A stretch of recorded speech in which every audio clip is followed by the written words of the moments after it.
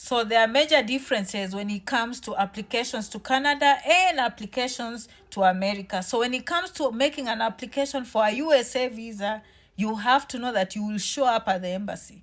It's a face-to-face interaction. It's the law.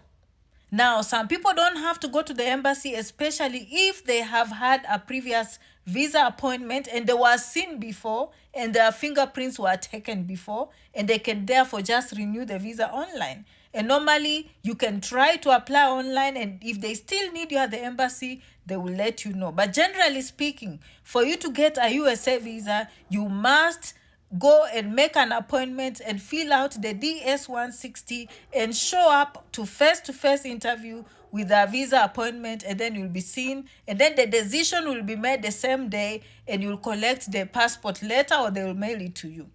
When it comes to Canada, the application is completely online.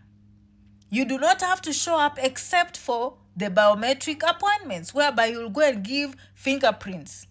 And this presents a major difference. And this is why I hear people telling me, Janet, I think going to Canada is much easier. And we're going to see if that is true or not.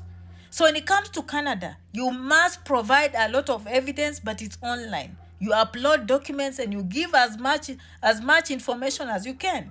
And people feel like this is much easier because they don't have to talk, they don't have to face the embassy face to face, and therefore they can do their best application online and then get the visa. But let's see if this is true. While it's much harder to get a visa at the US Embassy, if you happen to get that visa and you come to the port of entry, although entering is not promised, but more than likely they will just ask you, why are you here? Welcome to America. So they are not going to grill you. The word here, they are not going to grill you a lot, because the embassy already did their work while you're still in your home country.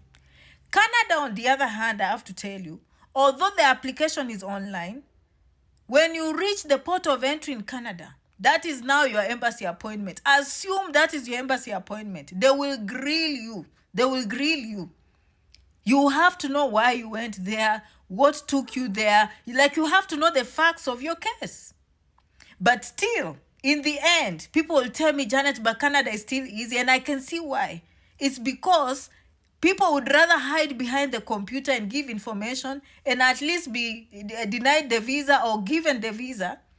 So they feel like if I can get the visa, once I reach the port of entry, I will not be defeated. So I can see why that is easy. But if you look at it, Americans want to see you. The Americans want to see you first, make a decision on the same day.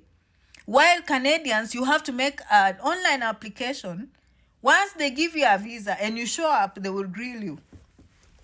So when you reach the Canadian gate, it's not going to be easy. So look at it that way. That is a major difference when it comes to Canadian applications versus American applications. If that is helpful information, that is up to you, okay? Another thing that people ask me, which country is better? You have to know what you want. You have to know what you're looking for in Canada. You have to know what you are looking for in America. But in terms of economics, America is a very big country. So therefore, it's just going to automatically have more options, more jobs, okay? Now, in terms of culture, it's up to you to do your research and see who is a better fit before you make that decision to leave your country. But generally speaking, America is a bigger economy. That's all I can tell you. People tell me, but this one is too cold, that one is too cold. Do your research, okay? It's not about the weather. You go research.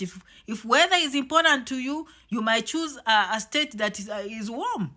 So, do your research. That's all I can tell you, okay? So in summary, for American applications, you have to show up at the embassy. If you're given a visa, coming to the port of entry in America is much easier. They're more likely to tell you, welcome to America. Canada, on the other hand, most of the application is done online. But when you reach the Canadian port of entry, you must be ready to be grilled with questions, and your chances of being returned at home are much higher, in my opinion, compared to America. I don't have the data on that, but from the stories I hear, I've had less people being returned at American port of entry, leave alone with what's going on now. But generally speaking, I hear more complaints from the Canadian port of entry. It's much harder to enter the port of entry in Canada than the port of entry in America. This is because the work has been done by Americans at the embassy from the original country, okay? For more information, or if you need any help with any applications, student visas, visit visas, janetrangi67@gmail.com. J1 visa came back. F1 visa came back. Do not overstay your visa. You're on a visit visa. Do not overstay. You have options. And some of you, I tell you the email. If you go in the inbox, and I've told you, alternatively, you can just go to janetrangi.com and pick the Pulse package. That is easy. Okay, Pulse package, which is the consultation, janetrangi, okay, .com. It's that simple. Or janetrangi67@gmail.com. Good luck, guys.